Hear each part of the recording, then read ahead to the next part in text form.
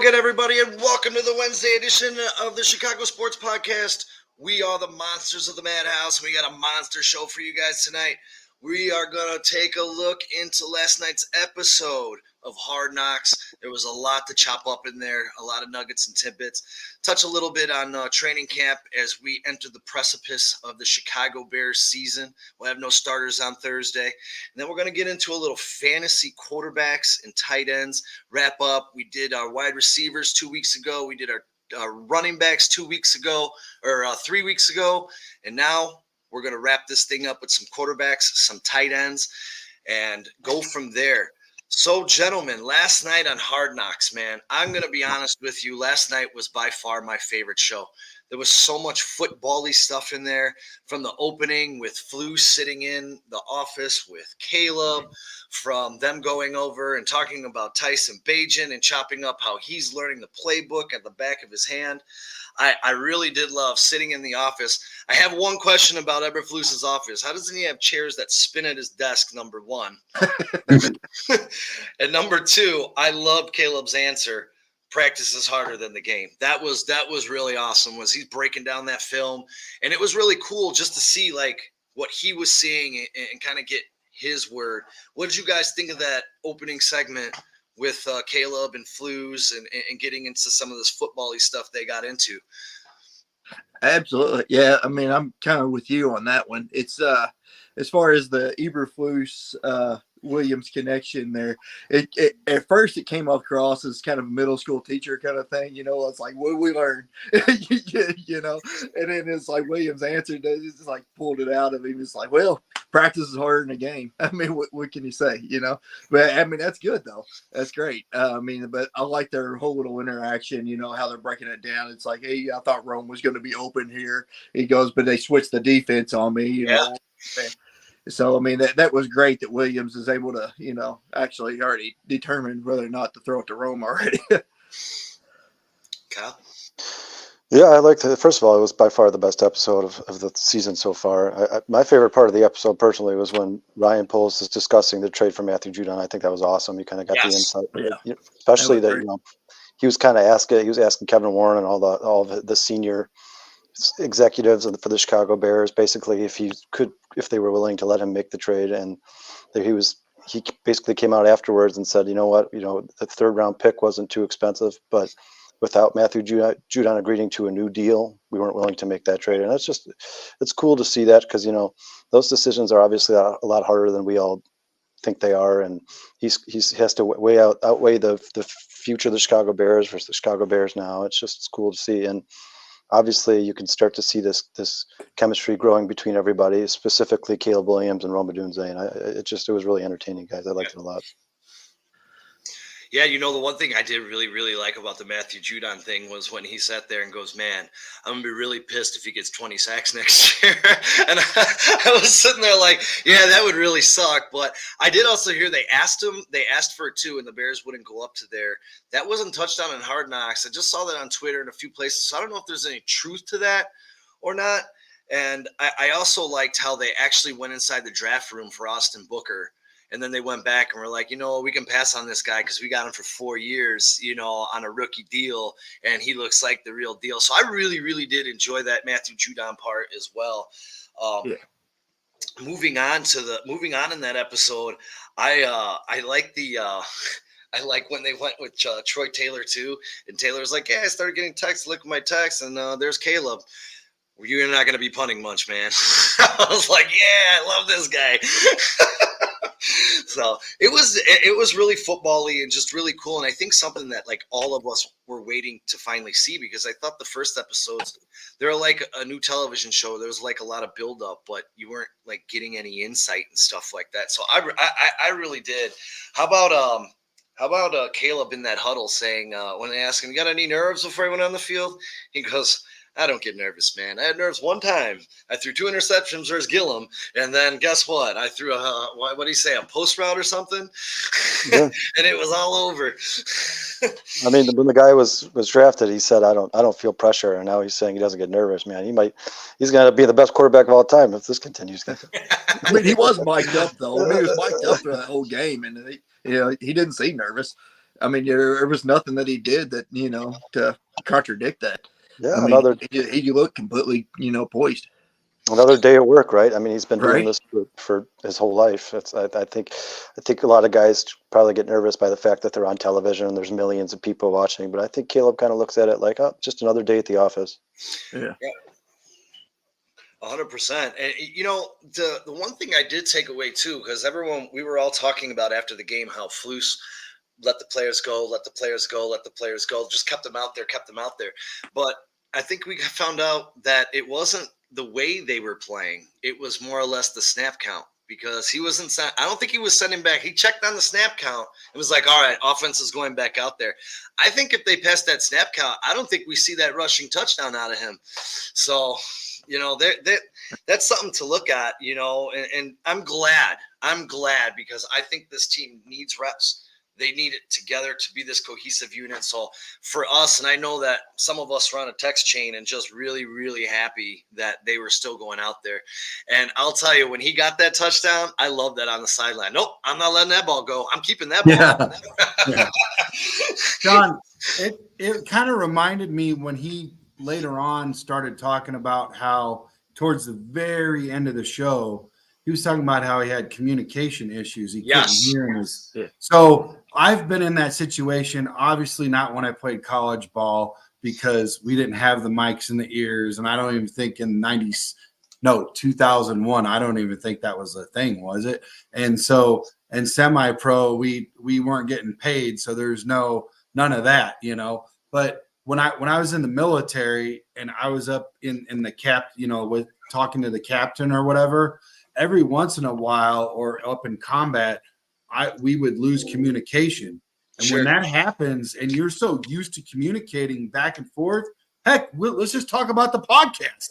If one of us, if Kyle or Sean starts talking and all of a sudden all I see is lips and you've got the whole show planned out because you're the MC for the night and you're just like, I'm like, oh God, what do we do, Brian? Let's back up and punt the football, So that's my point. That was his rookie. Like he only knows those plays and whatever. Like he's been doing his due diligence, but I don't know if they've ever planned or prepared for I can't hear you, coach. What do you want? You know what I mean? So I think that's where we saw some of that early, buffling and all that, around and stuff. So it makes some sense. I'm not saying that I'm releasing him from the whole rookie, whatever, but I think the communication thing early, I think like hearing that at the end, that helps me feel a little bit more comfortable about it all. I was going to say, as soon as that communication started going, the offense started clicking. So that was a great takeaway. I really, really enjoyed this episode because I just felt like I felt a little closer to the Bears. And, kind of the one thing too, that was really interesting when Flu stood up in front of everybody before they did that joint practice. And he was like, look, man, no fighting. We're a disciplined football team. Let's go out there and show it. And that's just coming out with everybody, and this whole thing that they're not cursing out of respect for the McCaskies. I thought that was kind of cool too. So what do you guys think about those things and the Bears and their new identity, so to speak? Well, I mean, Trex brings up a good point. First of all, the communication issues.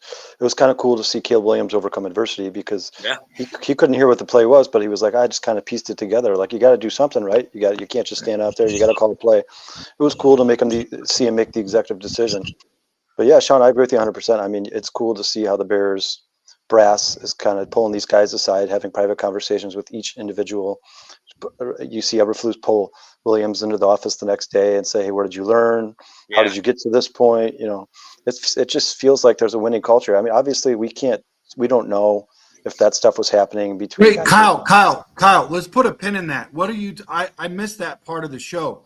What exactly happened? Walk me through where he lost communication. You said he made an executive decision. What was that? I missed that part.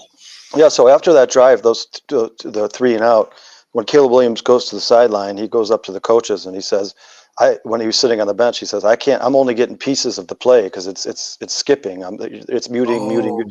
So he said, so I just called he's like, I kind of pieced it together and called the play I thought that you were calling. instead of calling a timeout and panicking. You know, you could see him he just took that role as a leader and was like, you know what, guys, I can't hear him, but I think I know the play he's going for, and even if he's not, let's just call it and get the ball out. Let's do this. You know, just to see him make that executive decision, he didn't panic. And like you said, Trax, you know, he's not used to that stuff. How often has his mic issues? We don't know. So just to see him make that executive decision was cool. And you could tell even in the little things you see Caleb Williams do in the Hard Knocks episodes, like whenever the guys do their little speech in front of the team, every single time any one of those guys starts to walk off the stage, he always gets up and dabs up with them or shakes hands with them. I mean, he's just through and through, he's a leader, no doubt about it. Hey, do you guys, I can't remember who it is, if it was Kyle or if it was Sean. Do you guys, which one of you guys, or maybe it's both of you or Brandon, you know, I talked to all you guys. Which one of you guys is a big Spencer Rattler fan? I like Rattler. I was going to say, I think that's more Brandon. I'm a Bo Nix guy. Yeah. I like Rattler, though. You guys remember when Rattler was on Netflix and he was like the big name and stuff? Yeah. So I would say, like, you guys were talking, Kyle and Sean, about how he doesn't have any nerves and stuff.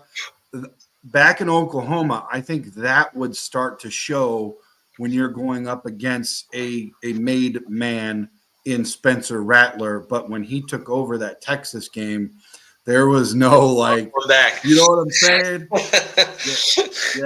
Yeah. He was cool as the other side of the pillow, you know. So or even in each individual game, like you go back and watch that Notre Dame game from last year. Obviously, the first half was abysmal. It was terrible for USC. And Caleb Williams did not play well, but near the end of the game, he turned it around, man. You could tell he calmed himself. He weathered the storm, and even though that they didn't end up winning that game, Caleb Williams actually, if you go back and rewatch that game, he played better than most people give credit for. Yeah. That's like when I play my son in the totally off the subject, but kind of a point. He plays this wrestling 2K WWE 2K24, and he beats the snot out of me. It doesn't matter who he's got. He could be 62 overall guy. It could be Rey Mysterio. It doesn't matter. He's just bringing the thunder, bringing the pain. But I don't use like all of my blocks and stuff and all my stamina because I know I'm going to be a punching bag for like 10 minutes. So the only time that I can get back is if I just stay cool and take my butt whooping by my 8-year-old son, because I can get some in at the end. And sometimes I can actually make him tap out. So not saying I have that same vibe that Caleb does, but always try to stay cool when you're getting your butt whooped, you know? Yeah, absolutely. He seems pretty cool under pressure, man.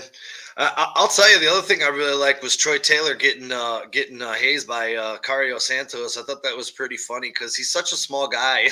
It's just like, what happened? I missed that, dude. I got to go back and watch the show again. They were trying to go to the game, and they're both standing outside of the hotel. And Santos looks at him and goes, "Hey, man, you know what side of the street we drive on, right?" You act like I haven't been driving here for 4 years, man. It was pretty funny. I thought it was pretty funny. I'd like to see more Troy Taylor. Got a little awkward though. The crocodile punter. Yeah, he's like, no, I don't want that. Yeah, that was awesome too in that interview. And he was like, don't want any Australian nicknames. Hey, Sean, if you don't mind, I'd like to break rank real quick because this guy, I don't know if this is one of your guys' friends or a new listener, but thanks, D Burns, for the comment. He says, what is he? He says, Caleb has a confidence that I've ever seen out of Chicago QB, and he's not afraid to show his character, unlike the past.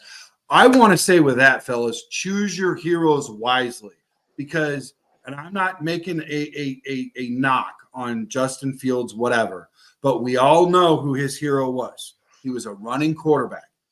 On record, this Caleb is following the diet of Tom Brady. He wants to break Tom Brady's all-time Super Bowl records, whatever. He's talked to him. He was a I don't want to. Here it comes. He was a Green Bay fan. He's a fan of Rodgers. Choose your heroes because now you can see some of that stuff. And I think that's where his confidence level is at because he trusts the process of the GOAT or second runner up or wherever you want to put Rodgers. He's not way down in there. He's a very high level playing quarterback, and Tom Brady is the GOAT. So he patterns everything. When he works out, he doesn't work out like he's a running back stacking muscle on muscle. He actually gets himself in position to throw the ball, make cross throws, and does all this stuff. Like, he patterns all this stuff off of those guys. And that's why I say choose your heroes wisely, because obviously the way he's going, D. Burns says it right, guys? He is a confidence that we've never seen in Chicago, except for, I will say, happy birthday, Jim McMahon, the punky QB. He had confidence because he told Dick Butkus, hey, let me call my plays. You call stupid plays. Sit down. And I would never tell the coach that. I'm scared. I'm scared of the coach today, and he's like 80-something and barely getting around, So, too, really quick, before we bounce on to the next subject, did everyone get a chance at the beginning to see that interview with Big Cat when he sat down? I think his name was Big Cat when they did that interview. Yeah. He asked He asked him that question: if you could kill one Bears fan for 10 championships, dude, I was rolling. I'm like, I'll be the sacrificial lamb if it means 10 championships. I ain't doing it. I want to watch them 10 championships. I mean, I don't want no part of dying. I want to be there. Oh, yeah, right. I like that. Yeah. The sacrifice would have to be like a Virginia McCaskey. I mean, she's 104, dude. Hey, didn't Caleb say push the button? Wasn't he doing this? Yeah. That was the other guy saying push the button. No, he did. Yeah, he motioned. Yeah, he motioned. You hit the easy button, dude. He's let's go. Let's go. All right, boys, we're going to move on. But before we do, let's pay some bills. TC World of Wonders is your headquarters for all your dreams and Chicago sports jerseys and memorabilia. Check out Tom's online gear and collectibles at tcworldofwonders.com. We're going to step into what is, gentlemen, all the public practices are over. And we are basically going into our second meaningless preseason game of the year. Not meaningless for the players that are out there that are trying to earn a spot, but we're on the precipice of the new era of Chicago Bears football. And I am pinching myself every day because, as we just talked about, I'm still trying to wrap my head around the fact that we actually have a guy that could be Pat Mahomes, Aaron Rodgers, and he's in Chicago. And as we go into here, today we went through training camp, and I heard it was a walkthrough. Not a lot happened. Very light workouts for everybody. Offensive line was as normal.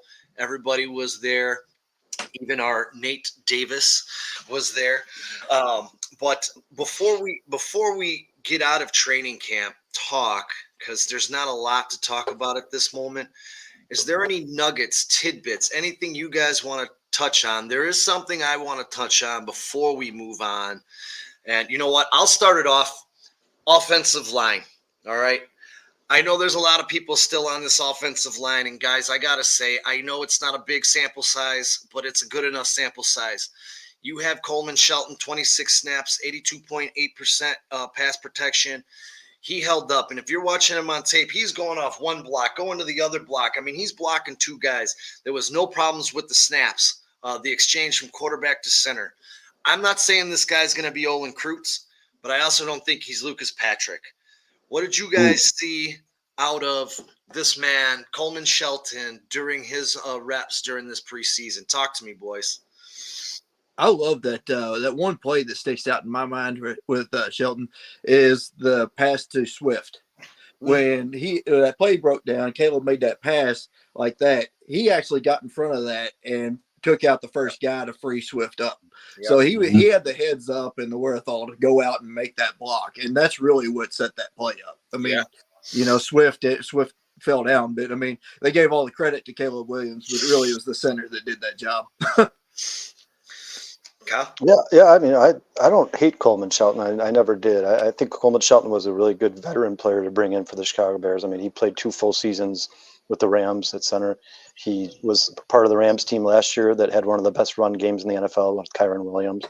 Matthew Stafford was no scrub last year either. But I don't think Coleman Shelton will ever necessarily be considered to Ryan Poles and Ian Cunningham the permanent fix at center.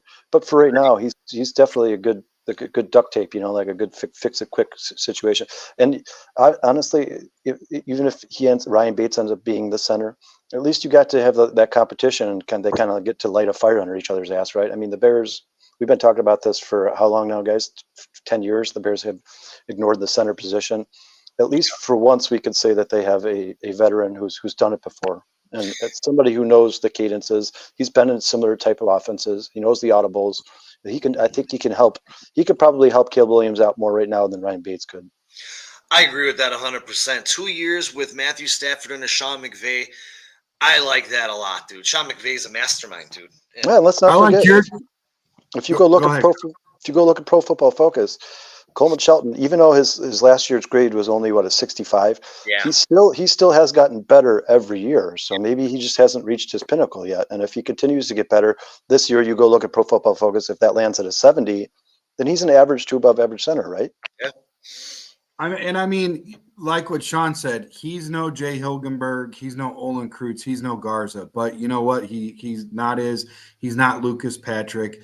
And I think one thing that is different from years past, he's got Tevin Jenkins on the left side to help him out. And that's crucial for pass protection and whatnot. And you're going to learn a lot if you pay attention to Tevin, because Tevin is that dog. And when you have that dog on the line, it reminds me of when we got Julius Peppers and guys started slimming down and everybody started bulking up. Henry Melton, all those guys, they just started looking like beasts. Who was the guy at the defensive line that I took a picture with over in Canton? Gosh dang it!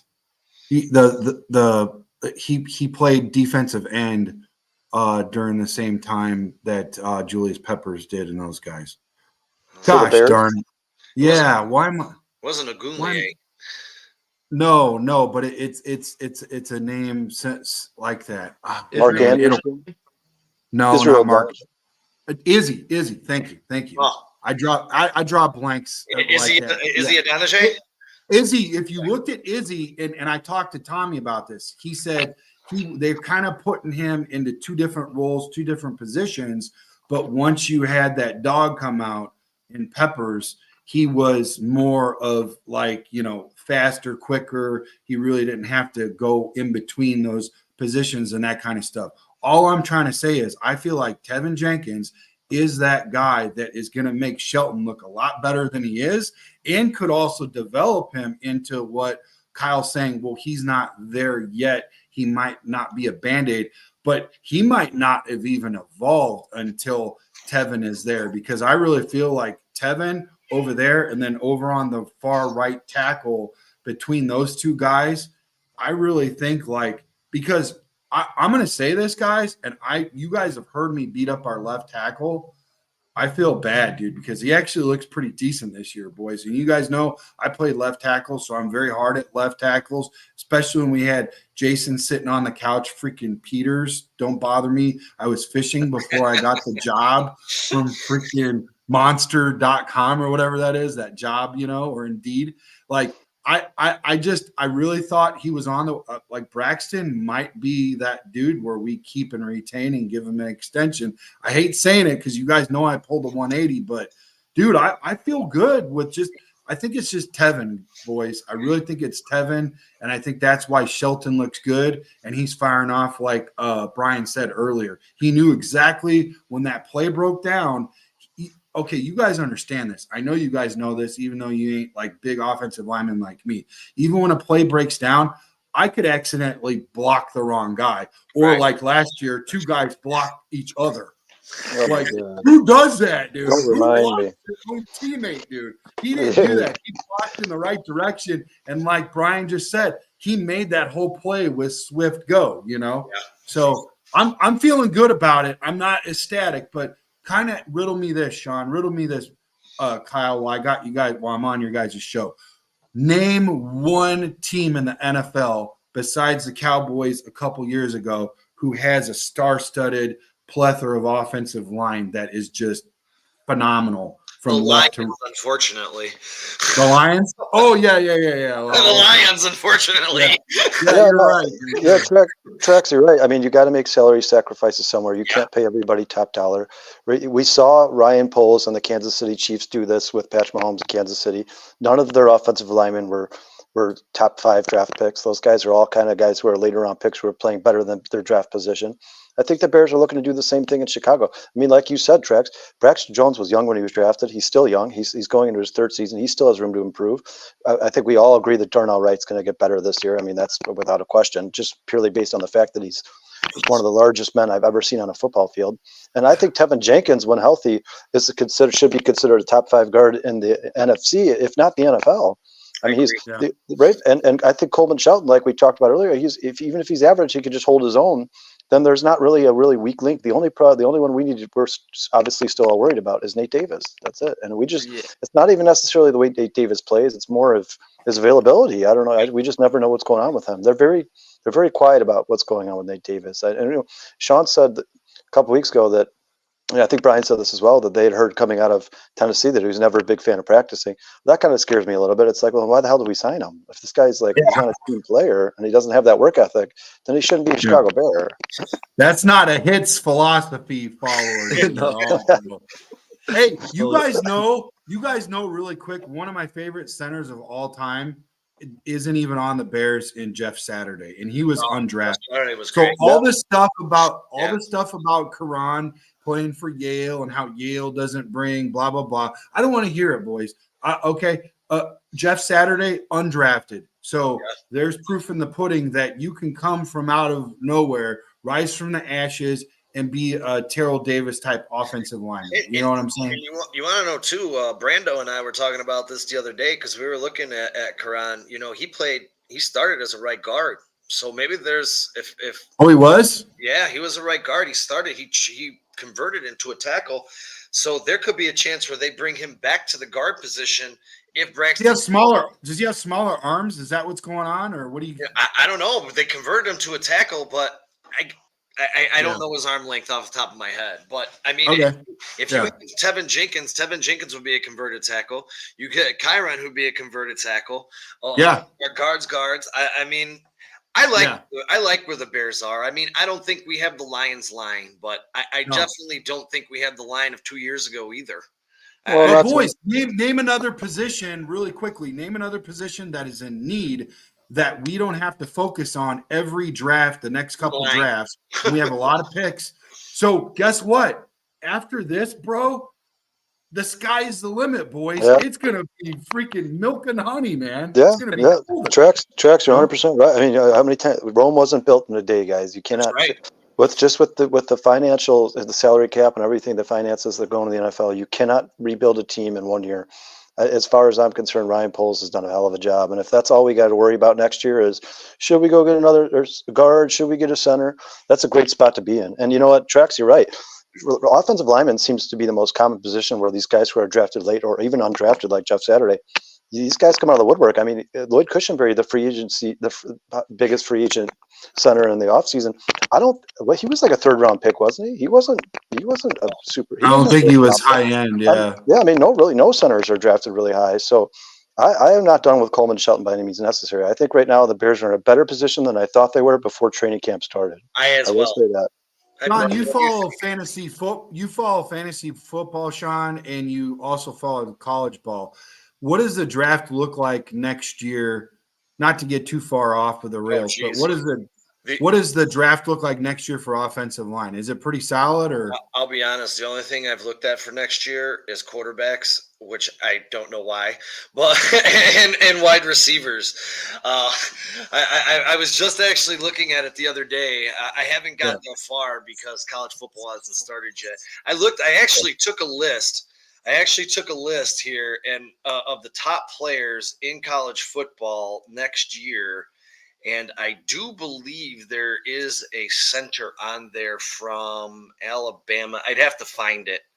Brian, do you know anything about the draft next year? You seen any? I haven't seen anything as far as offensive linemen go.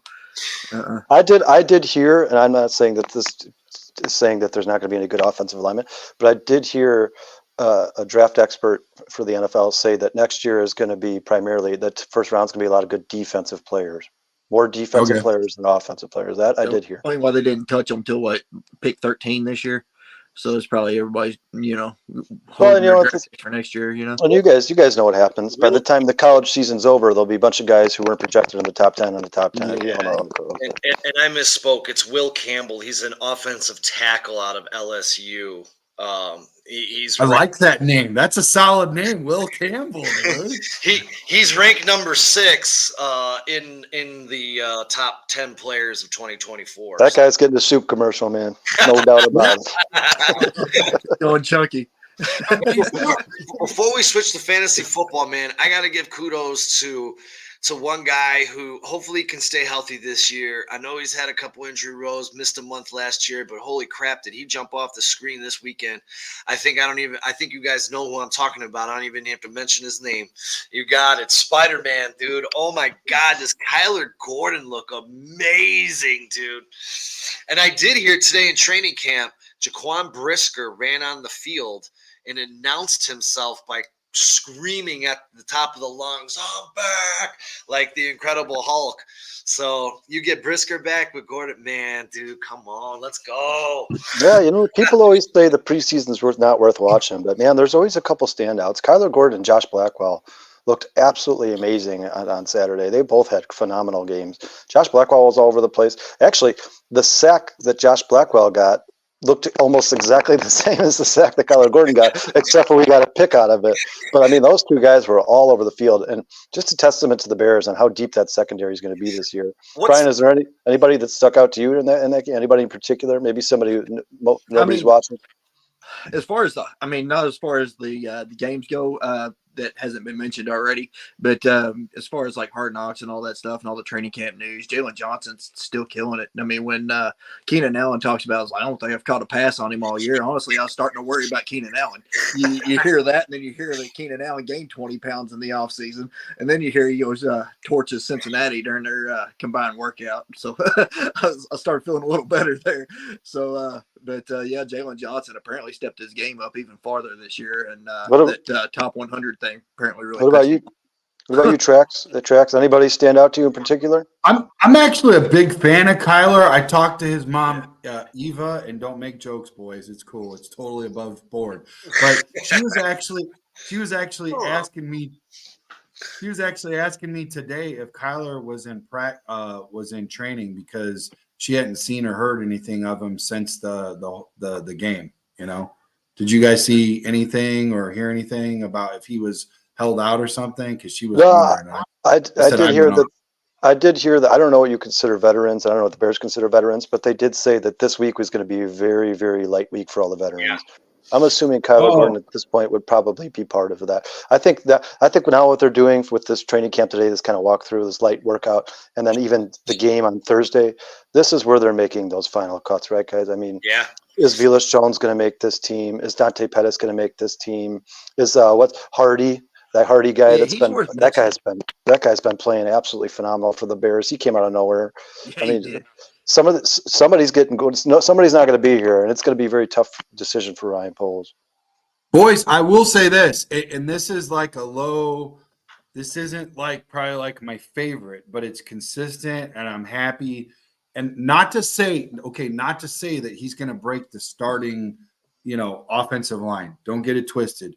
But I thought when Pryor came over from the Niners, Colts, 49ers. Colts.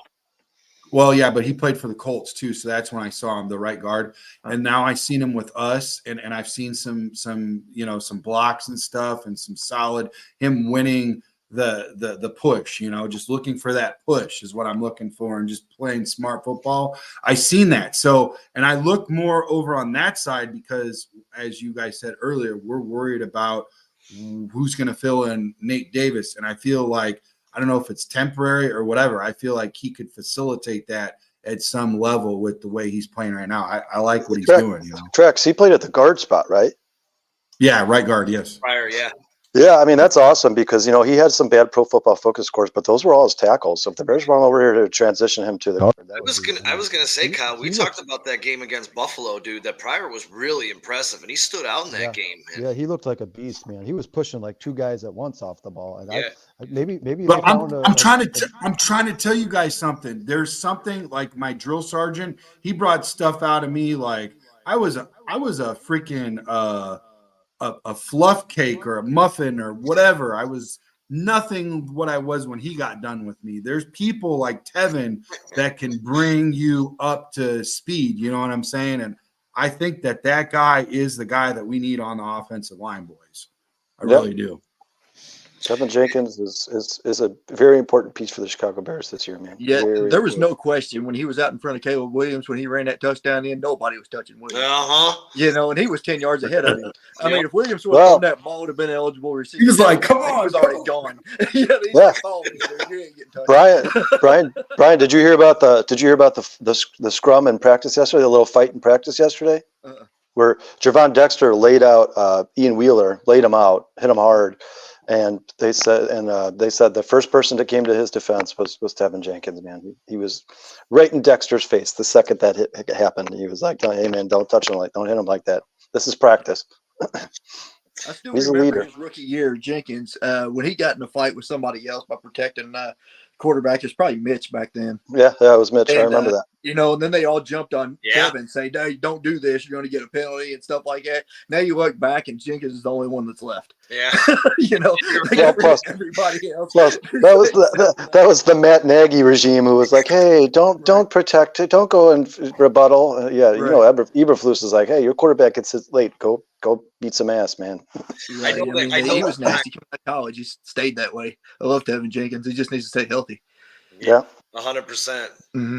Same with Brisker. I mean, Brisker's been a little fragile. Gordon's been a little fragile. Hopefully Luck's on our side this year, and we can keep all these guys healthy for a freaking season. That would be utterly amazing to have 17 games. We're not going to waste any time on the backup quarterback. Although I love Tyson Bagent, and the Bagency is always open for me. Yeah, you guys. Boys, can I say something really quick? Sure. I feel like sometimes when we have hurts, they become injuries when we feel like we're defeated. I feel like last year, whether it be our quarterback or just everything in general or lack thereof offense or just whatever it was that didn't make us what we are, with this new quarterback, with this new offensive line, or not this new offensive line. I'm OCD about the offensive line. With this new offensive coordinator, all this stuff going on, boys, I feel like some of those hurts we're going to play through, and they'll just be hurts instead of like, "Hey, I'm out. I think there's going to be some of that, guys. I think guys are going to be playing through those injuries and pains and stuff just so they could be a part of it. You know what I mean? Yeah, I agree, Trax. I think it's easier to make a business decision when you got nothing left to play for, right? It's tough to go out there and get your brains bashed in when you're 3-11 or whatever the Bears have been the last few years. Sometimes I'd like to see every Bears player give 100% all the time, but sometimes you almost can't blame them, especially if guys like Matt Nagy or Luke Getsy are your coach. It's like, well, this isn't going anywhere. What's the point of me going out there and getting beat up again and again and again? So boys, are we ready? Are we ready to move on to a little fantasy talk? We got any more Nuggets tidbits to go over in training camp? Anyone got anything else to add on here? Oh, what was the last thing that they said that Caleb had the bar? They said that's a bar right before they closed out and they did like the huddle or whatever. That was really cool. He said something about bear or whatever. Yeah, I don't remember exactly what it was. I know what you're talking about. I do remember them saying when it's storming, the Bears are scoring. I thought that was pretty cool. Yeah, that was cool. I like that music, the karaoke that they do. That's freaking awesome, dude. I love how they do that. That was this one was pretty good with Austin Reed too this time. This one was pretty good. He nailed that song though. That lady can't sing it. All right. Yeah, before we transition here, guys, let's pay another bill real quick. Shout out to River Street Tavern in East Dundee, 102 North River Street. If you guys are out in the area, please go check it out. It's great specials, great bar, great vibe. It's definitely a sports bar. TV's galore. Go check it out whenever you get the chance. All right. Well, we're going to pay some more bills really quick because we're going into fantasies. So we got to talk about one of our favorite sponsors. And Trax, you correct me if I'm wrong here, but we are with Underdog Fantasy, and I have signed up for them, and I'm waiting for fantasy to start. But friends, get in the action, get your money in the mega fun of a lifetime with the world's #1 fantasy sports app, Underdog Fantasy. Get 5 picks right and mega bank your money by 20 times. Place your entry today at www.underdogfantasy.com. And on top of that, if you put in the code CSP, they match your first $100. So get in the game. Don't wait. Also, if you're enjoying what you're hearing, hit the like and subscribe. We appreciate you guys a lot more than you appreciate us. Thank you guys so much. Have you guys seen I think it's on DraftKings, FanDuel, and Underdog now. But have you guys seen that you can now play fantasy on those sites and you keep your team all year and you have your bench is like 30 players? Have you guys seen that? No, I have not. Dude, it's crazy. So they just started it. You get to keep your team for the entire season. And the bench is like literally 25 players. What could you have Brees Hall versus Brees Hall then? No, they take fans, they take 12 fans, 12 fans, 12 fans, 12 fans, and create fantasy leagues for you. It's awesome, man. That's pretty cool. Yeah, it's dangerous. I'm gonna have like 75 fantasy teams. So let me ask you guys, what do you guys want to do first? You want to get into the quarterbacks? The fit of quarterbacks are pretty easy and pretty simple. Or do you guys want to get the tight ends first?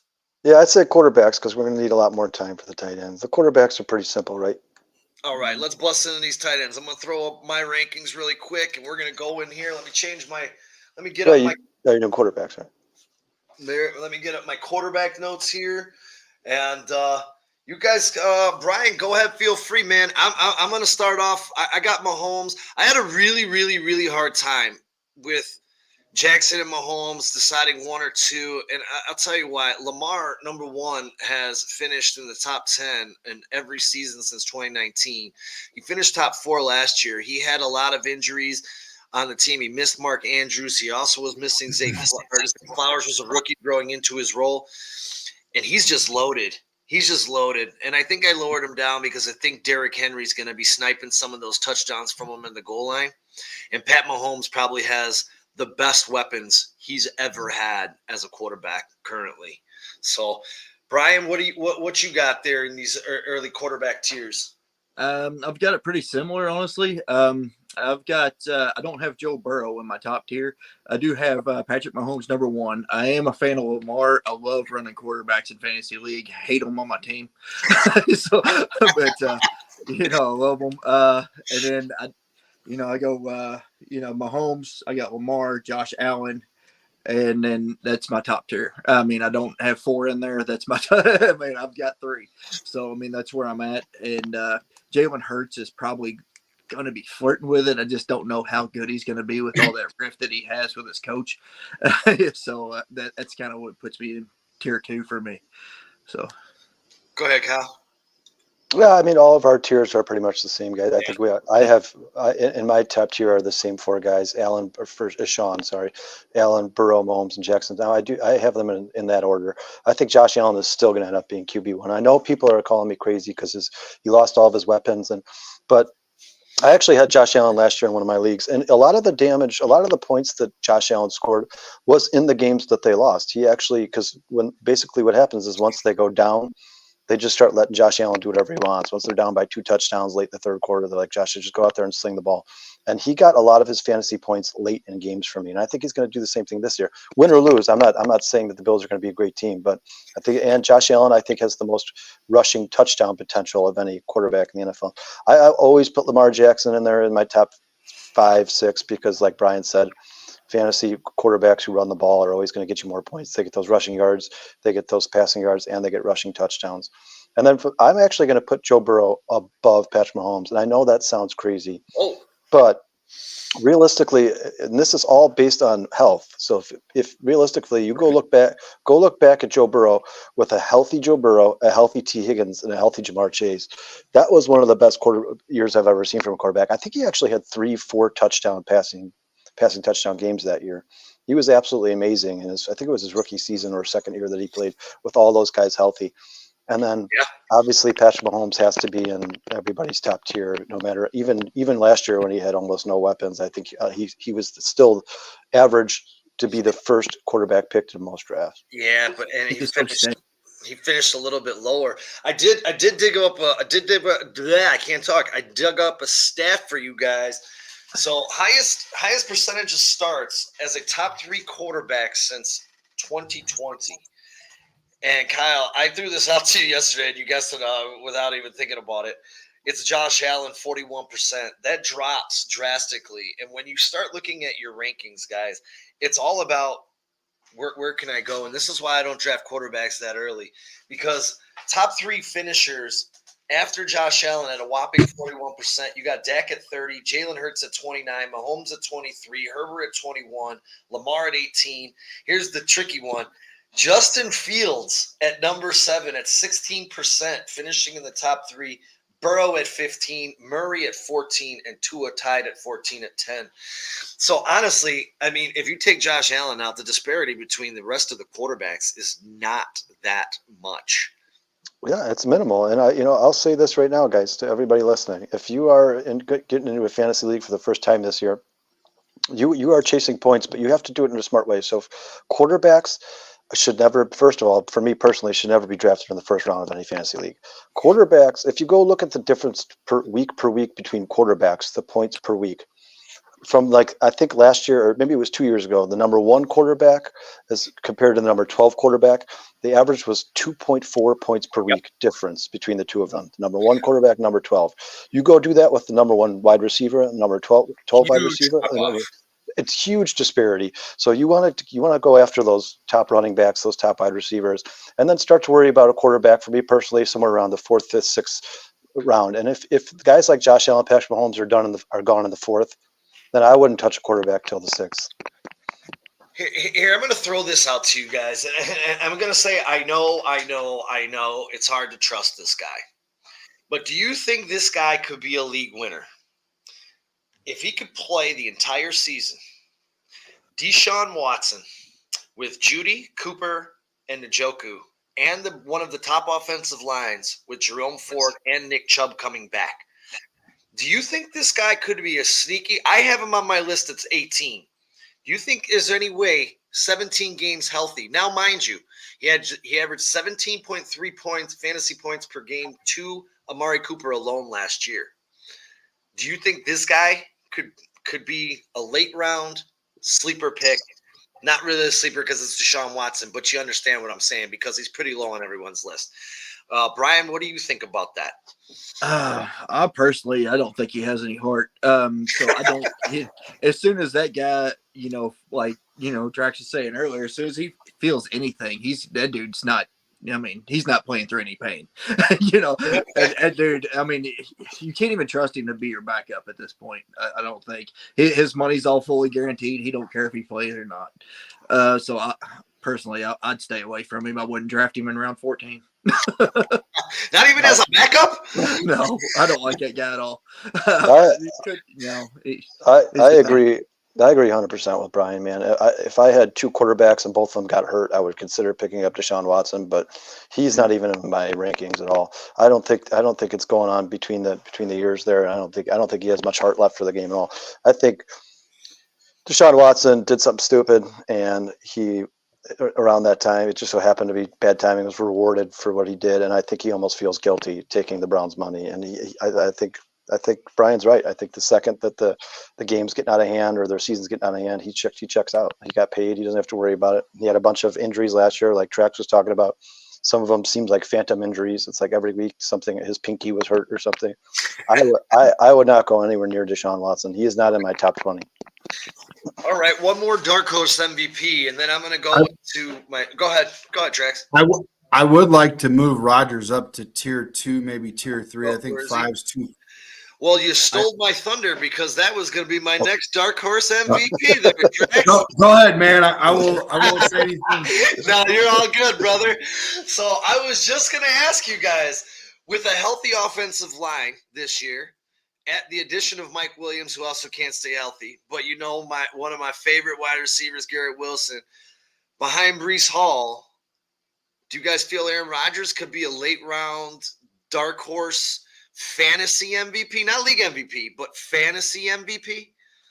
He absolutely could. Yeah, I'm a little higher on Aaron Rodgers as well. I really like him. I got him leading off my tier 3 is where I have him, just because I don't think anybody else is going to take him. I could be, misplaying that.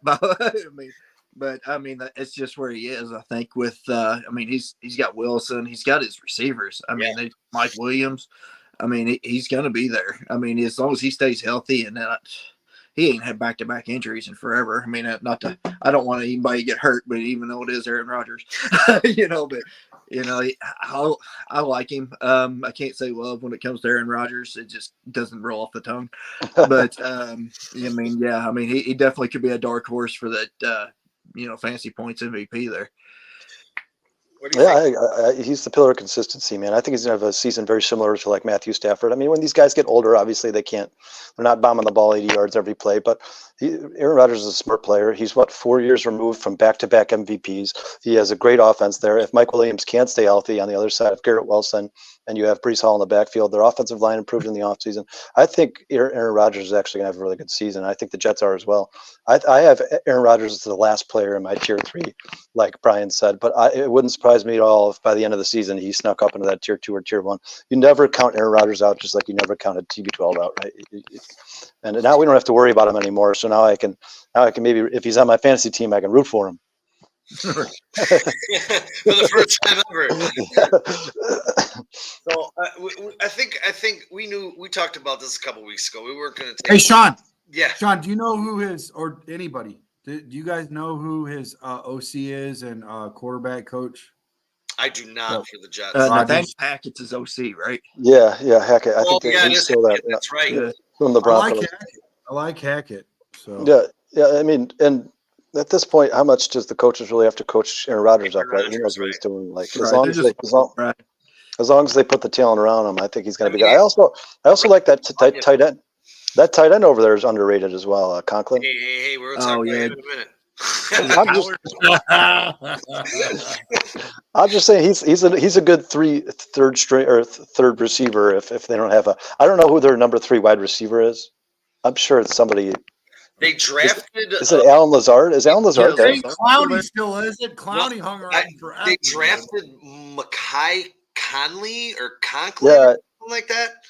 I can't remember his name off the top of my head, but he's supposed to be pretty good. Speedster. And then Alan Lazard is there. And then I've also heard rumors, and this was on, I think this was on ESPN actually, that if the Raiders come out of the gate slow and they start the season 1-3 or something like that, people are saying that it's almost like a done deal that Devontae Adams will be on the Jets before Halloween. That's what people keep saying now. Obviously, that's all speculation. But if you had Devontae Adams, Garrett Wilson, Mike Williams, Breece Hall, the Jets become a lot more serious than we thought they were.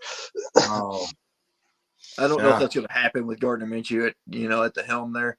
If Aiden O'Connell was there starting out the year, I actually like Aiden O'Connell better. Yeah. Oh, really? I think Gardner Minshew's a little better than Aiden O'Connell. I think they made the right call there. Here, we'll settle this dispute. I don't like either of them. They're not great. Oh, man, they got a good defense with the Jets. Aiden O'Connell down the stretch last. Yeah, the Jets was a stud, dude. And he was a fantasy league winner too, man. Yeah. He did it up. Trax is right, man. The Jets finished with the 7 overall defense last year, and they squeaked out 7 wins with Zach Wilson at the helm. And I remember last week or a couple weeks ago, we were talking about Zach Wilson a couple weeks ago, and Dustin came out and said his numbers weren't that bad. I believe, if I'm not mistaken, the Jets had 11 passing touchdowns to wide receivers last year. Let me rephrase. Let me say it again. Let me say that again. I guarantee you there was a team somewhere in the NFL last year that had 5 passing touchdowns to receivers in one game. Well, for the year, man. It's absolutely brutal. It's brutal, and it's not like you can be like, well, the receivers suck. He had Garrett Wilson, and they had 11 touchdowns to receivers last year. That is pathetic. Aaron Rodgers is going to change that quick. Well, I got to get this out there. We all know about this rookie quarterback class. And I know everyone, we have high expectations for Jalen Hurts. Wait, Sean, let's do tier 2 real quick. Don't jump it, because some of these guys are you're about to talk about. I thought we were already moving on. No, I didn't give you my tier 2, man. I thought you went through the tiers. No, I didn't get. Fire away. So I actually have. I know this is going to sound crazy to you guys, but I have in my tier 2. Jalen Hurts is the top dog, but Kyler Murray is actually my number 2. And I see he almost fell into tier 3 for you. I think if Kyler Murray is healthy, he could actually end up being a fantasy MVP for somebody. Well, here, Kyler. Wow. really quick, I wrote on Kyler Murray. He has to be the most underrated value at quarterback in the draft. The addition of Marvin Harrison and Trey McBride's emergence, plus him being fully healthy, equals must-watch TV.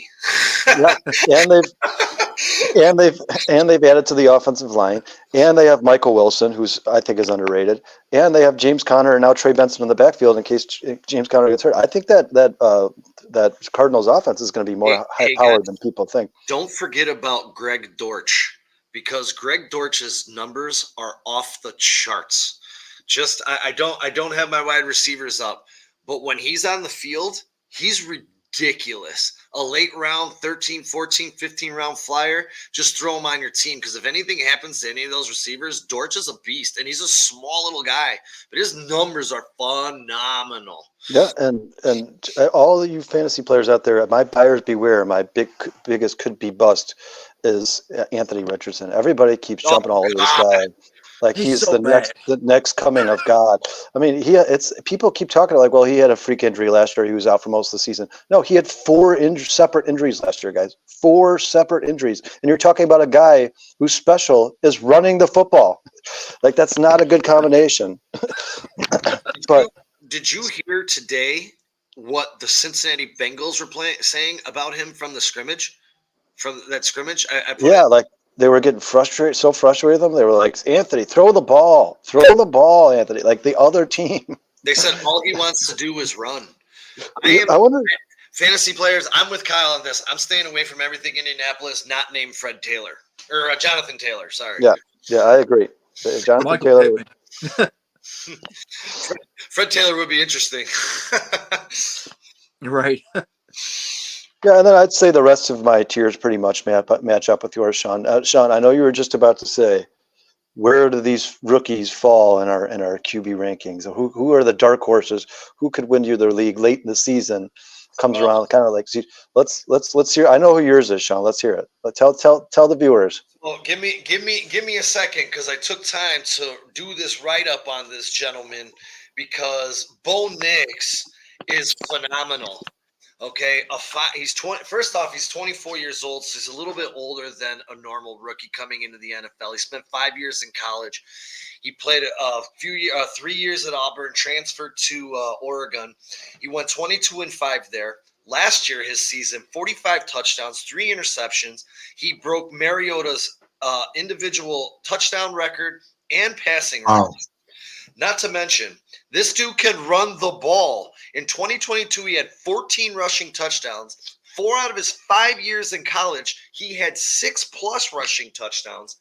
This preseason, the guy's 23 for 30 for 205, 2 passing touchdowns.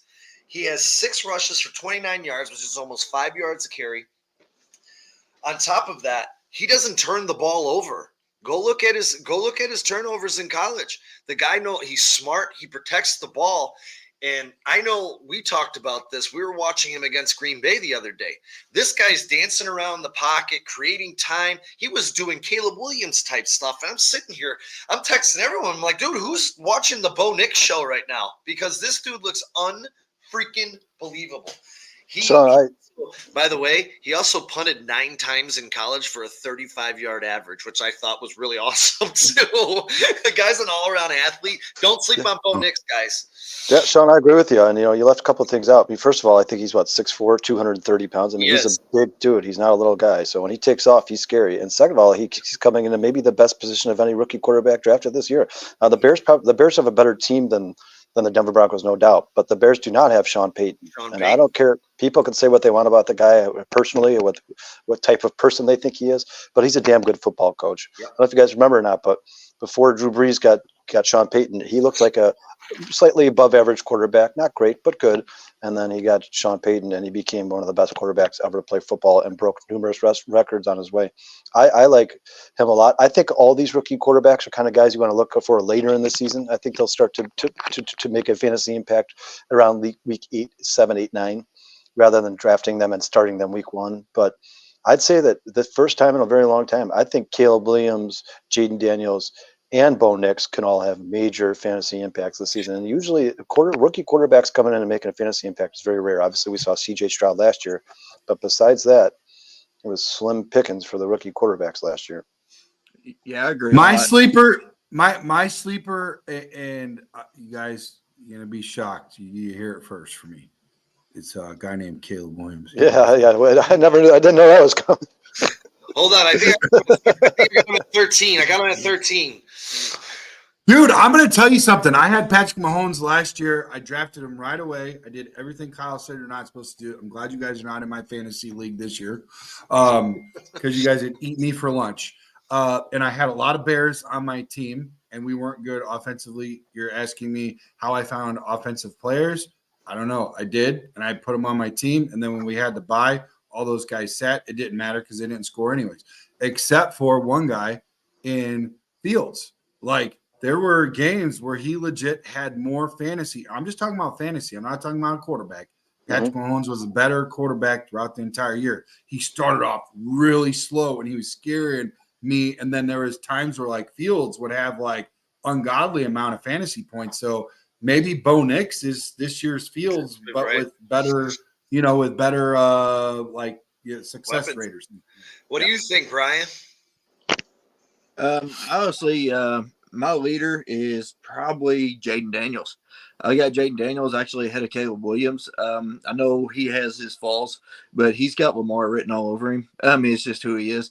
I think he's got some weird stat, though, that like 90% of the time, if he rolls out to the left, he's taking off. so he's going to make his read to Terry McLaurin and then call it a day. I mean, he's going to go. So he's going to rack up some garbage yards for sure and get a lot of losses, but he's going to get you a lot of points. He's probably he's probably a 20 minimum guy, 20-point minimum guy is where I got Jaden Daniels, and I got Caleb Williams number 2, Bo Nix number 3, and Drake May is not even on the radar. Yeah, you know what, Brian, you make a good point. I like Jaden Daniels a lot, and obviously he's good for fantasy because he runs the ball. He's going to have, like you said, he's going to be a Lamar Jackson type player. The problem with me that scares me about Jaden Daniels is the Washington Commanders. It has nothing to do with Jaden Daniels himself. I don't know anything about that coaching staff. I don't know anything about Terry McLaurin can't stay healthy. We all know that. I don't think if Scary Terry stayed healthy, he would be much higher in all of our fantasy rankings, but that's the problem with him. He can never stay healthy. And then Jahan Dotson, we don't know what to expect from him. I'm just worried that by the end of the season, the Washington Commanders are going to be a mess. I'm worried that they're going to be 4 and something, and they're going to be benching players. And it's just a situation I'm going to try to stay away from. Real quick before we move on, though, Sean, when you watch, because we watched a bunch of Bo Nix highlights, I did today after we had that conversation. He doesn't he kind of remind you of Josh Allen? He looks very like unorthodox. He looks sloppy, but he gets the job done. Like he's like almost falling down, but rumbling through people and throwing passes that should never be thrown, but somehow they drop right in people's hands. That scramble touchdown that he had, even though he was past the line to Javonte Williams, that was a wobbler, but he ran around, created the time, and he was able to get open, but not a great looking pass. But it got the job done. That's what I'm saying, man. That's Josh Allen, right? Like Josh Allen does things where you're like, oh no. Oh, that was awesome. Hey guys, it was a pleasure being on with you guys tonight. I got to dip out, so it was. All right, we're gonna run through tight ends. We're gonna dip out too. Thanks, Trax. Thanks, Trax. Appreciate you coming on, man. Appreciate all you guys do. I'll give you a buzz tomorrow morning. Okay, for sure. Later. Kyle? Did we lose Kyle? Yeah, he turned into a day, didn't he? There he is. I'm here, man. I'm here. Your picture's Just gone. lost his visual. Oh, There he is. Yeah. So I thought I was going to sneeze. we're gonna shake this up because I hate to start again, but I almost have to because I know my number one tight end, and I got to give the reason. And I'm going to let Brian go right after me, Kyle, because I know you're going to be salivating at the teat to destroy me for this one. So here's my tight ends, and yes, I am going Trey McBride, Sam Laporta, Travis Kelce, and I'm going to tell you guys why right now. So from weeks 8 to 18, when Trey McBride became a full-time starting tight end, and it was the return 2 weeks later of Kyler Murray, Trey McBride led all tight ends in yards after catch, air yard share, target share, fantasy points per game, catch percentage. Trey McBride had 20-plus fantasy point games 4 times in weeks 8 through 18. Sam Laporta had 3 all year. Who's really number one, boys? Trey McBride, wheels up, baby! I can't do it, man. All right. You made Kyle leave. He's out there sneezing again. I'm here. I sneezed this time, guys. I sneezed. Glad you feel better. I can't do the Trey McBride trainer, but I can go with Sam Laporta, Travis Kelce, and Mark Andrews. That is my tier one. It's always going to be my tier one, I believe, until Kelce is gone. But yeah, Sam Laporta is he's a man among boys out there. He was just a rookie last year. So, I mean, he's scary. Don't like that he's on a division rival, but that has nothing to do with fantasy points. He's going to get the ball a lot. That's where it's at. But yeah, those 3 are my tier 3 or tier 1. I've got several good ones in my tier 2, but we ain't there yet. Well, you got a tier 1 there, Kyle. They might all be the same, but yeah, Sean, we're not far off. I mean, I like Sam Laporta as tight end 1, and the reason I like Sam Laporta as tight end 1 is because, first of all, like you said, Trey McBride did have better weeks last year, but Trey McBride was also in his second season. He knew the NFL. Sam Laporta was a rookie. He's going to get better in his year 2. He's a huge part of their offense. We don't know how Marvin Harrison's target share is going to affect Trey McBride. And I'm not saying I still got Trey McBride as my number 2 tight end. I think Trey McBride is an absolute stud. I actually drafted Trey McBride in fantasy as a rookie when he didn't do anything, but I was expecting him to do something. He was actually the first tight end taken in that draft when Trey McBride was taken. I love Trey McBride. He's awesome. I got Travis Kelce number 3, and I don't even really like doing that. I do that because of his name now with that name on the back of the jersey. But Travis Kelce is 35 years old now, and now you give Patrick Mahomes, Hollywood Brown, Xavier Worthy, and Rashee Rice, and it's coming into his second season. So many. Travis Kelce it's going to be tougher to find targets than it has been in the past. And I'm not saying that Travis Kelce is not going to be a good fantasy player, because we all know that Kelce can take those, even if it's 3 or 4 targets, and have 60 yards and a touchdown. But it is going to be harder for him to find targets. The guy I have in my top tier at number 4, who I think could actually end up being fantasy tight end number 1, and this one's going to surprise you guys, is actually Dalton Kincaid. Let me tell you why. I don't think Dalton Kincaid's the most athletic tight end in the NFL. I don't think he's the best tight end in the NFL. But Josh Allen lost all of his weapons from last year. Everybody's ever been comfortable with Gabe Davis, Stephon Diggs. He's got a whole new receiving core.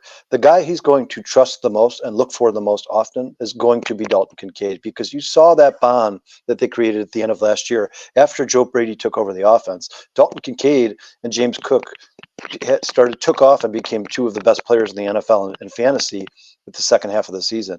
I think that bond's only going to get stronger, guys. And I think it's going to take Josh Allen a couple weeks, maybe even a couple months, to get used to guys like Curtis Samuel and all these guys and Keon Coleman that they drafted, these guys they brought in. I think Dalton Kincaid is going to have the most targets of any tight end in the NFL this year. Let's see what he can turn those targets into. Here, really quick on Kincaid to back that up. From week 7 through 12, Hawkinson had 110, Kittle had 85, Kincaid 84.6. Unfortunately, he did get hurt in week 15, but at TD 4 or 5, I think that's a freaking bargain, man. What you got there, Brian? All right. Yeah, tier 2. I've got I'm leading off with George Kittle. Oh, really quick. You had Brian, you had Mark Andrews in tier 1? Yes. Okay. Really quick, just to back that up, I do since 2019, these are his finishes. 4-4-1-3-4 And when he got hurt last year, he was tight end number 3, averaging 12.5 points a game. So Mark He's a Andrews, beast. yeah, he's a beast and definitely deserves to be right where he is. Yeah, I mean, a lot of that credit goes to Lamar and not having any wide receivers at all that he trusts, or just he works the inside out, man. So Mark Andrews is definitely the go-to guy there. But as far as my second tier, I've got George Kittle leading it off. David Njoku, actually, I know he drops a lot of balls with Deshaun Watson at the helm, but he seems like he's turned a corner right there. So I got David Njoku, number 2 in my second tier. Kyle Pitts. I really, he goes. My feelings on him go in waves. What it is he has a lot of potential. I mean, extraordinary amount of potential there, and he leads the league actually in uncatchable balls, so thrown to him. So I think with Kirk Cousins, that's really the key there. He's actually going to be able to use him. He's going to be more of a Hawkinsing type numbers this year. So in my mind, so I've got Kyle Pitts at the third one in tier 2. And then I've got Evan Ingram as my fourth one in tier 2. Wow, Brian, you and I, Brian, you and I are this tier 2. We're real close here, man. My tier 2, I got George Kittle up top, number 1, just because he's in Kyle Shanahan's offense and the San Francisco 49ers. That's still the most dangerous offense in the NFL, as far as I'm concerned, until somebody proves us otherwise.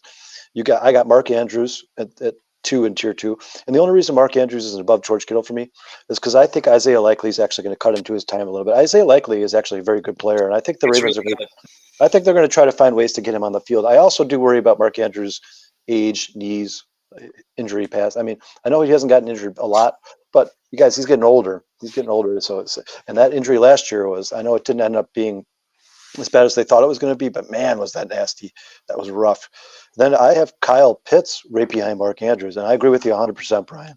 I think Kyle Pitts' lack of production to this point in his career is no fault of his own. I think the Atlanta Falcons quarterback position has been absolutely abysmal, not to mention the coach that used the 6th pick of the draft, Bijan Robinson, like 25 times last season. That team was just a dumpster fire. And then I have Evan Ingram right behind Kyle Pitts as well. And I only have Evan Ingram as high as I do because of his target share. I mean, I don't know. Oh, Sean's got it on here. Do you know Last year, 29 catches, dude? Out of he had 114 receptions, 114 receptions on 143 targets. That's insane, dude. Yeah, that's dude. How many? There's number 1 receivers who don't get that many targets, man. Dude. That is The only problem and the only reason I put Ingram down is because his touchdown numbers are so low. Maybe they'll go up, and if that's the case, then obviously he's going to jump up. But I have to defend my number 7 because I noticed you guys didn't have my boy Jake Ferguson in the tier 2. So I'm just going to drop some facts on my boy Jake Ferguson really quick. He had 9 top 12 finishes last year. He was the highest targeted tight end in the red zone at 22.1%. He was one of only 7 TDs to get 100 targets. He was 4th in yards per catch. He ranks 2nd on the Cowboys in targets, catches, and receiving yards. This guy is easily a top 3 to 5 guy. He feels like 90 catches, 1,000 yards, 8 to 10 touchdowns, very easily. In that offense, it's CeeDee Lamb and Jake Ferguson, and then who you got. That's why I have him. That's why I have him higher. And you guys both have Njoku up. I just didn't like Njoku with Watson. If this was Flacco, he'd probably be top 5 for me.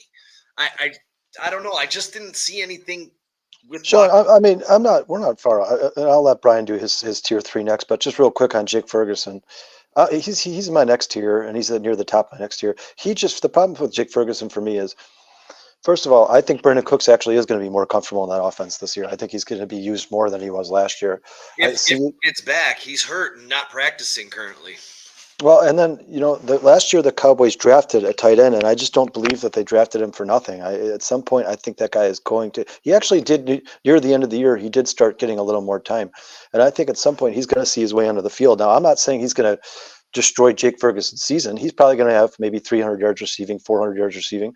But that does, in turn, hurt Jake Ferguson a little bit. I think Jake Ferguson's actually going to end up this year with basically the same stats that he had last year. I think he's going to get basically the same amount of usage that he did last year. Who is that tight end on the Cowboys? You know what I'm talking about, Brian? The Shoemaker or Oh, Schonacker. I just got it Schumacher? hard, dude.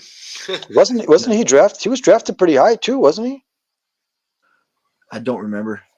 I think he was drafted relatively high. Well, I have him at 8. He finished as the 9th tight end last year, Ferguson. So I think he's going to finish right in there, 7, 8, 9, something like that, right in there. And I'll give you another one. Well, Brian, you could start your Yeah. tier. All If you right, want. my tier 3, I actually got Dallas Goddard leading it off for tier 3. I got Cole Kmet coming in number 2 on there. Then I got Dalton Kincaid and Freiermuth. I do like what y'all said earlier, so I might consider bumping Dalton Kincaid up a little bit, just for the fact that Josh Allen has no weapons. I didn't consider that when I was making this, but Right. man, I do like that thought a lot, so I might bump him up.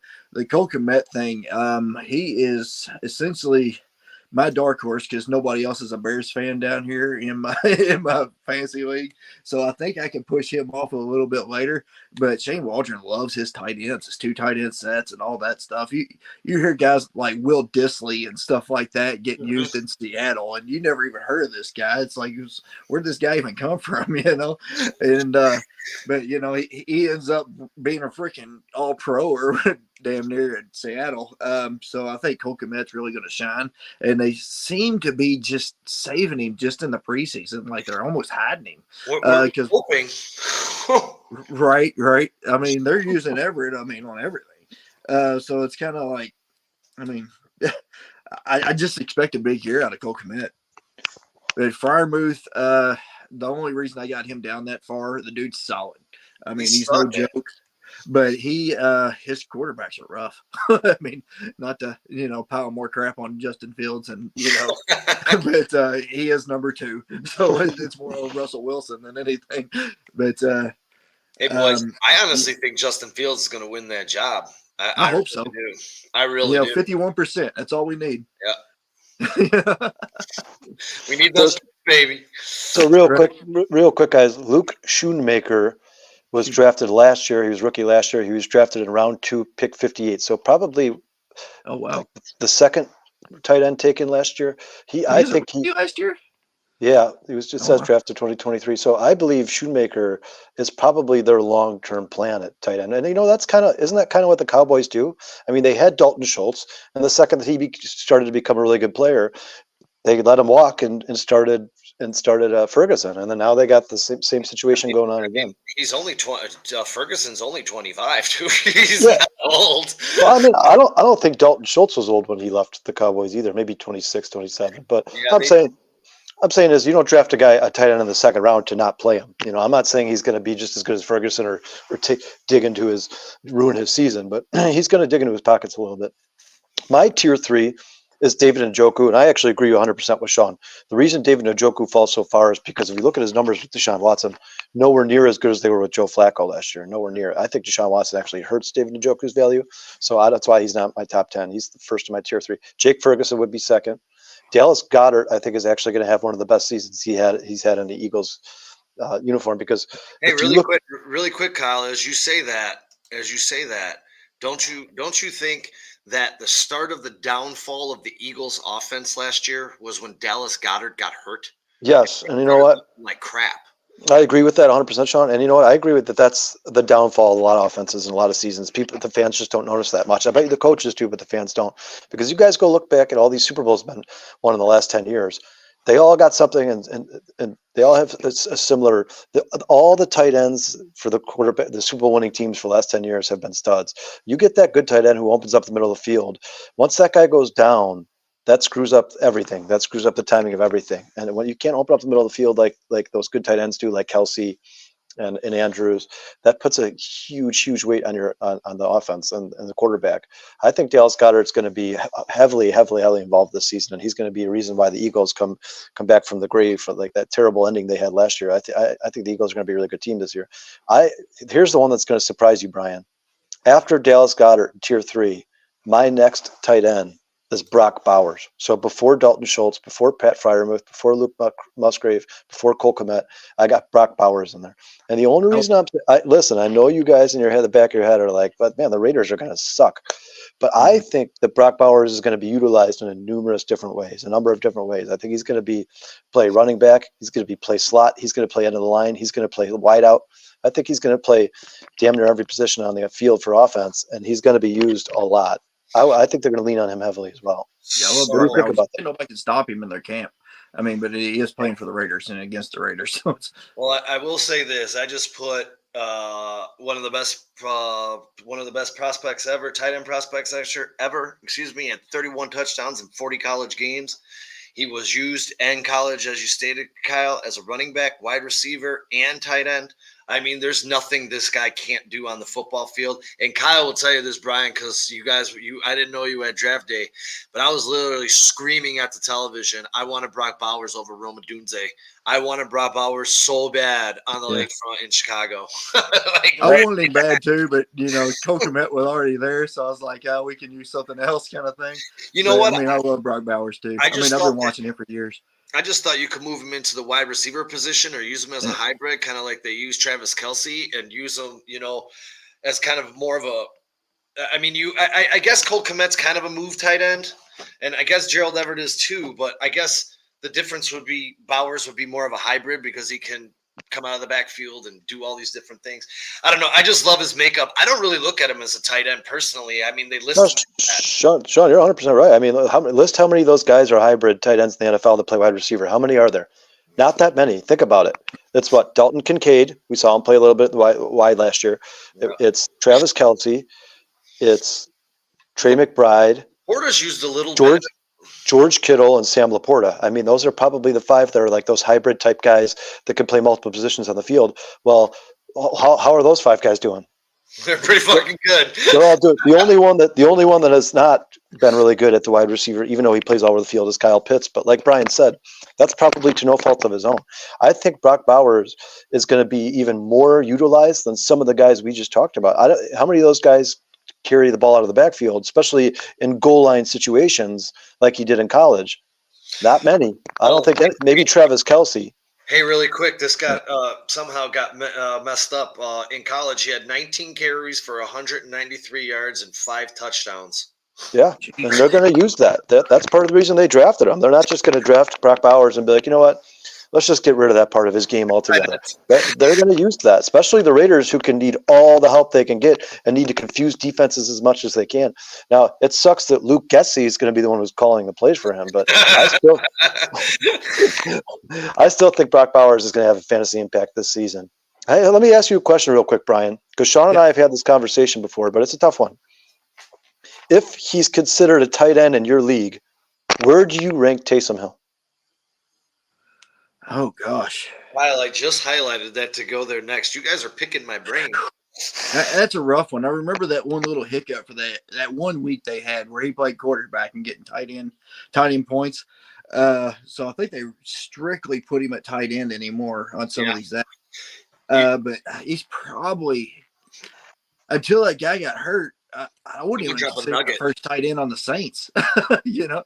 Juwan Johnson just got activated. Yeah, he just got activated again? Yesterday.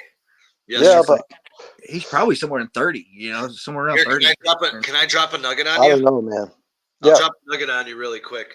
I found this today when I was scrolling through Twitter. It just said, if Taysom Hill has the tight end designation on your fantasy platform, there's no reason not to draft him. He's going for free at the end of drafts, and he's been a top 10 fantasy tight end for 4 consecutive seasons. How? That's what I'm saying, dude. That's what I'm saying. People overlook him so much. When Taysom, especially when Derek Carr got hurt last year, Taysom Hill became how many touchdowns did he score on the Bears? 3? Yeah. Was it 2 or 3? Tore the Bears up, dude. Yeah, destroyed us. And it's like, guys, how many times do you watch him play, and you're like, how can nobody get him down? How is this guy? He just keeps running through people. I'm like, this guy. Listen, I'm right there with you, man. When he first came into the NFL, I'm like, you guys are paying Taysom Hill $40 million. Are you insane? But man, Right. every time he steps on the field, he makes a play, and a lot of them happen to be around the end zone. And 90% of the time he's running it when he's, back there taking the snap.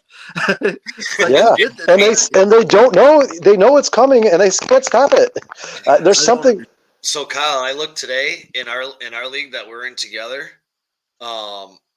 He's not designated as a running back, wide receiver. He's not designated anything right now. I don't even know where he is. Well, I did hear. I don't know if it's a specific league, but I did hear what Brian heard. I heard that he has to stay as a tight end all season. He can't be playing a quarterback. He can't, even if he became their starting quarterback, like say their first two quarterbacks got hurt and Taysom Hill was the starting quarterback, you cannot play in a quarterback. Oh. I think that's what they said this season. Yes, I was trying to look up when I saw this about the 4 years in a row being a top 10. His statistics aren't even in the stats from last year. Like he's like not on the website. I mean, you guys, can you imagine if you got him as a tight? No, I guess it wouldn't make any sense. I mean, I don't know, man. There's something about that guy. I used to hate that guy. I used to be like, man, everybody, the Saints think Taysom Hill is going to be like this great passing quarterback. It doesn't matter that he's not a great passing quarterback. In fantasy, that guy scores touchdowns. That's what he does. And I have him higher than 30s for tight ends. I'd actually put him in like probably my tier 5. But I mean, besides that, outside of those guys is there anybody else you guys really are dying to talk about? I mean, I'll go over my tiers real quick, and you guys can tell me if there's. I just put up my sleepers. Yeah, so we'll talk about that in 1 second. But for my tier 4 and 5, it's Dalton Schultz, Pat Freiermuth, Luke Musgrave, Cole Kmet, Kate Otten, T.J. Hawkinson. Just because when he does come back, he's going to be valuable for the end of the season. Okonkwo and Conklin. That's the end of my list. How many did you go, Kyle? I only did 20. I stopped at 17. 16, I mean, we have all the same guys mixed in there. Cole, I have Schultz a little bit higher, but then I got Musgrave at 16, and I just put Musgrave at 16 because he was third on the Packers in target share when he got hurt last year. He's 6'6", and he's kind of a monster. So the only thing that sucks about Musgrave, and I mean, it's good for the Bears, but what sucks about Musgrave in fantasy is they also drafted another tight end very high. I think he was a rookie last year. They drafted him in the same year. That scares the hell out of me. Yeah, that scares the hell out of me. Eventually these guys are going to play, right? I mean, they have to. Why else would you draft them? You just drafted them to sit them on that. You drafted a tight end and then drafted his backup. I mean, you'd assume at some point the Packers want these guys to play. Brian, let me ask you real quick. How do you feel about Okonkwo? Okonkwo. Jiggy. I don't really have him on my radar here. I only did 15 and he didn't touch it. So. Well, I think if Will Levis can have a good season, I think Okonkwo is going to have a really good season as well. I've got a long history with Will Levis because I'm a UK fan. He went to down here. He had a lot of good tight ends back then, and he still never really used them. He likes his wide receivers, and he kind of stays out of the middle of the field. I mean, when he pulls it down, like when he goes in the middle of the field, he's pulling it down and taking off. I mean, it's who he is. I mean, he's built like a lot like Taysom Hill, and Will Levis is a big dude. I mean, but so I can't remember the history of him using them though. So that's the thing. So I don't know. I just can't put him on the list. So Chiggy is not going to be Brian's backup tight end. I can tell you that. I also think Tyler Conklin could have a very sneaky good season as well. I think he's actually good. I don't know about you guys, but I think in general, in totality, I think the tight end is coming back, man. I think these guys there's just studs all over the place. I like this. Because I never can get a tight end because I don't draft them early, but now I feel like I can wait. Yeah, but you guys remember when Brian, you remember when once the first 3 tight ends went in fantasy, you're like, well, doesn't matter now. It's pretty much what Eeny, meeny, miny, mo, right? Now you got these guys, Kincaid, Kelsey, McBride, Laporta, Kittle, Andrews, Pitts. I mean, these guys could be huge fantasy contributors for you. I think tight end, might be a good spot to live and die in this fantasy season here, man. If Kincaid, Kelsey, McBride, and Laporta have the seasons they're capable of having, they could very well win your fantasy league. Sean and I are in a league together, Brian, and I think I told you I have a plethora of options for keepers that were drafted after the fourth round. Your keeper has to be drafted after the fourth round. Yeah. And Sam Laporta, I was actually considering him over Rashad White and Mike Evans. Ask Brian. Who we keep between those guys? So of those three options, who do you White and who? Mike Evans, Rashad White, and Sam Laporta. God bless. Sam Laporta's got the age on his side. Mike Evans is always solid, though. I don't know how he does it. He's a touchdown machine. He's guaranteed 1,000 yards every year. He's never not had it. If they were the same age, it would be Mike Evans all day. But yeah, you have to consider Sam Laporta in there. Yeah. Especially some of these leagues now are doing the 1.5 points per reception for tight ends. I don't know if you're in one of those leagues or not. I mean, that's a big deal. So what? I've never heard of that. What'd you say? Yeah. I'm in a dynasty league right now that every time a tight end gets a reception, it's 1.5 points. So that tight end actually gets more points per reception than the wide receiver. He's the only one who gets that much? The running back gets 1 point? Yeah, running back, or like if a quarterback goes out there, he only gets 1 point. But a tight end, I mean, it's 1.5 points. That's cool, man. I'll be taking McBride early. That's a smart move, right? That makes the tight end a lot more valuable. He's basically a receiver. Yep. Oh man. All right, Sean. Let's see your deep sleepers. I got three sleepers. I got Jelani Woods out there at Indy, which I'm a little skeptical on after hearing this stuff about Richardson. Ben Sinnott, he's got to beat out Zach Ertz. I think Zach's going to stop there. Sinnott's probably someone that, is going to have to wait. Same with Eric All Jr. I love his makeup. Mike Gesicki, who's a pretty athletic dude, is in front of him. But Eric All, man, team hustle, 6'5", 253 pounds. And he went to Michigan, transferred to Iowa. So he didn't start at Iowa. He transferred there. It doesn't matter, man. Once a tight end steps on the Iowa field, they become a professional. Yeah, they're blessed for life. It's like Ohio State and wide receivers, man. If you're a wide receiver at Ohio State, you're going to the NFL. It doesn't matter. Yeah, Sean, you got Eric All's college stats there? His last season? I did not write those down. He won the Team Hustle Award last year. He was the Senior Bowl Mid-Eastern All-American. I don't think his numbers, but they did take him in the fourth round with the 115th pick, which just tells me that's a guy that they like. Where's he at on their depth chart? Is he third, fourth? He's behind. He's behind here. I'll check right now. It's just Mike Gesicki, I believe. Yeah, it's just Gesicki. But Gesicki's a good guy. Like, he's not a bum. They have Drew Sample, Tanner Hudson, Eric All, Tanner McLaughlin. Gesicki was terrible last year, but I think that might have been the way he was used. Well, if they plan on using Gesicki, and I wrote this down just because Gesicki might be taking that role of Tyler Boyd. In that, if he were to take that, there's a 60.5% snap share out of the slot. Boyd is gone. And in 2021, which was 3 years ago, he did finish as tight end 8. I mean, he's with Joe Burrow. I am not a fan of Eric All's stats in college, man. I'm looking at him right now. It's not good. They must just have drafted him on his potential size, because last year he had 21 catches for 299 yards and 3 touchdowns. The year before that, 3 catches, 36 yards. The year before that, 34 catches, 375 yards. 12 catches, 82 yards. 1 catch, 10 yards. And he was in college for 5 years, so he's probably 25 years old. He's only 23. He is a big dude though, 6'5", 253 pounds. Keep his name in mind when Gesicki gets hurt and be like, Sean. Yeah, we've seen it before. Who you got, Brian? You know what? I don't want to pick this, but I kind of have to. Adam Troutman just seems like he's waiting to get somewhere as far as a sleeper goes. with a rookie quarterback, tight end's their best friend. I don't know if I like him past this year, but this year I kind of like Is him. that back-to-back Broncos sleepers for Brian? That is, and I don't know how I keep getting there. I really don't. I know I took Tim Patrick too. Actually, that's back to back to back. Because I took Estimate. Yeah. Wow. I've been watching too much Broncos. I need to quit. That's bad for your health. I think they're going to be good. I think they're going to be Actually, like him.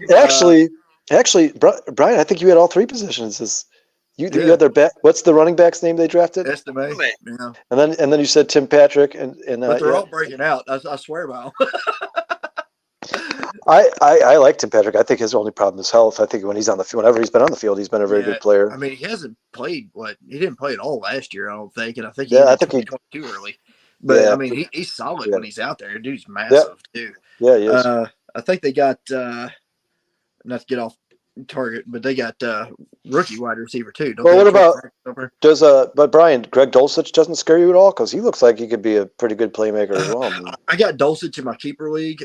He didn't play at all last year either. And I think the only reason I took Adam Troutman over Dulcich is really Sean Payton. He pulled him over there from the Saints for a reason. I mean, honestly, I don't know if Sean Payton likes anybody else but his guys. You know, if he didn't bring them over there, he's not going to use them. I mean, whether how talented they are or not.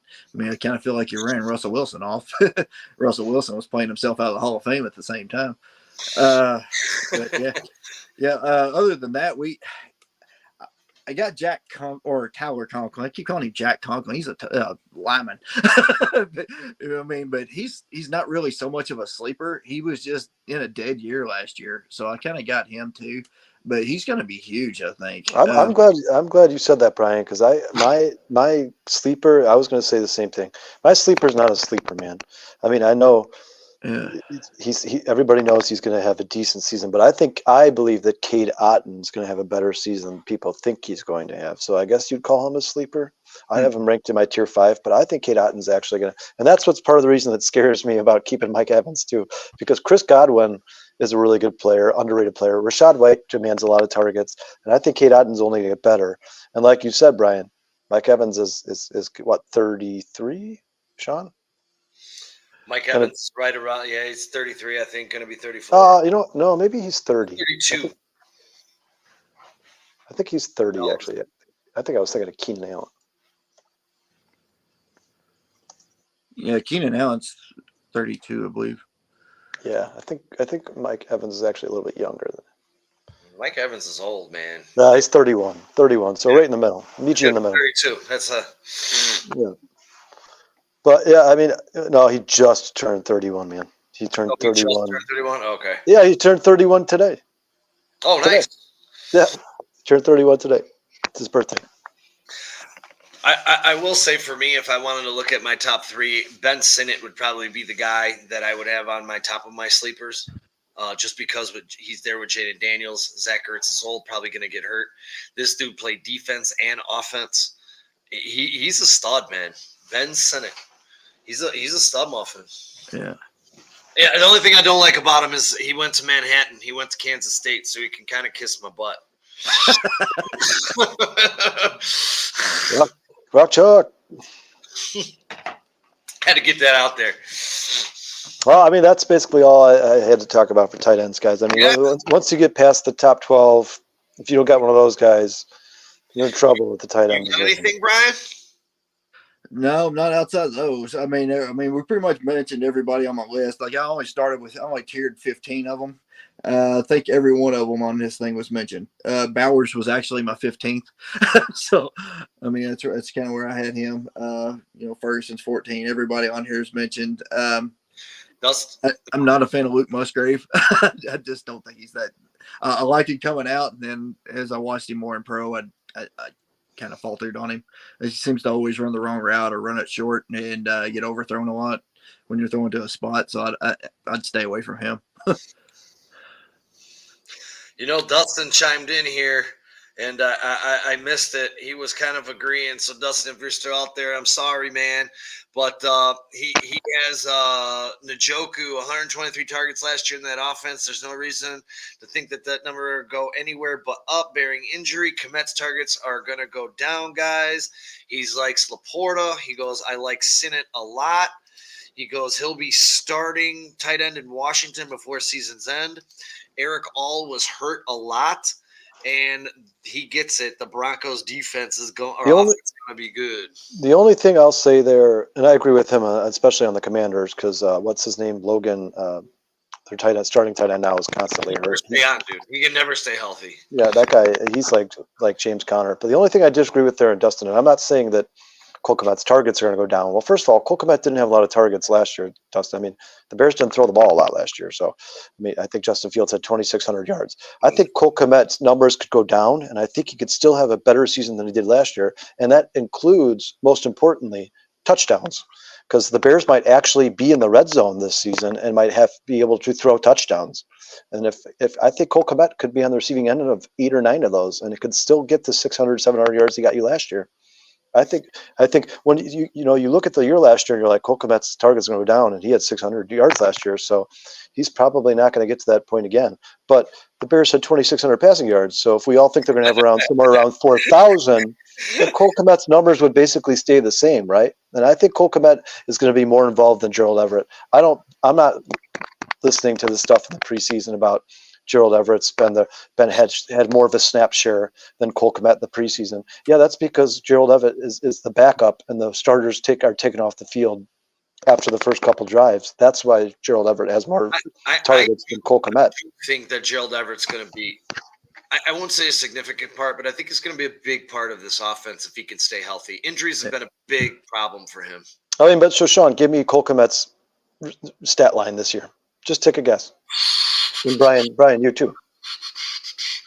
I would say. I'm not worried about targets. Just tell me his yards and touchdowns. What do you think? Oh, yards and touchdowns. I was thinking receptions. Give me 650 and 8. Yeah, so relatively very similar to the year he just had, correct? I mean, that's what I'm saying. I'm probably around 70 catches, 75 catches, and 700-800 yards. No, so Sean's got him. Sean, you have him improving from last year. So that's what I'm saying. It's like Cole Kmet's targets may go down, Dustin. That may very well be true. But first of all, the actual passes that are thrown to him, he's going to have a much better chance of catching. And I think they're going to score a lot more touchdowns. So I think Cole Kmet will still be a big target for them in the red zone. Yeah, I think he's going to get a lot more catchable balls this year too from Williams. Yes. I don't think he's going to be lined out as far as one of the reasons.